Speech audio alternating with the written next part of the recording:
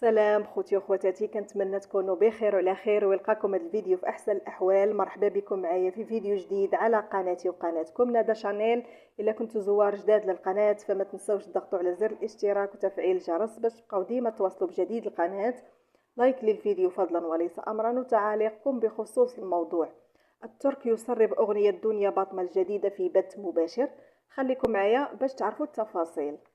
يستمر المنتج البحريني طليق الفنانة دنيا باطمة محمد الترك في محاولات التقرب من الأخيرة، ودغدغت مشاعرها بالعديد من الأفعال التي يتقاسمها مع جمهوره عبر حساباته بمنصات التواصل الاجتماعي في بث مباشر.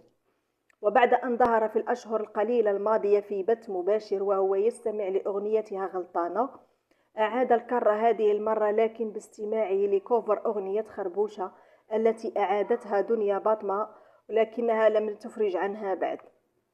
وفي التفاصيل فقد أسمع محمد الترك في بث مباشر عبر حسابه الشخصي بمنصة تيك توك متابعيه أغنية خربوشة بصوت دنيا باطمة كاملة، وسط تفاعل وتداول واسع لمقاطع الفيديو على مختلف منصات التواصل الاجتماعي.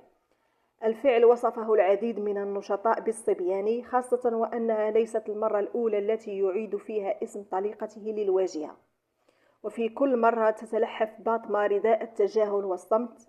يعود في بث آخر ليستفزها بفعل أقوى مما سبق. ومن جهتها فقد عمدت الفنانة على تسجيل كوفر حصري لأغنية خربوشة التي طالبها الجمهور بغنائها، حيث كانت من المفترض أن تعلن عن طرحها نجمة برنامج أرب آيدل في الأسابيع القليلة المقبلة، بعدما روجت لها قبل أسابيع على حسابها الشخصي بمنصة تبادل الصور والفيديوهات إنستغرام. ولا تزال دنيا باطمة مستمرة في تجاهل أفعال طليقها على منصات التواصل الاجتماعي، ولم تصدر بعد تداول أغنيتها الجديدة أي تعليق عن الموضوع. لكن النشطاء غاضبون جدا من تصرفات الترك الدنيئة كما وصفها الكثيرون.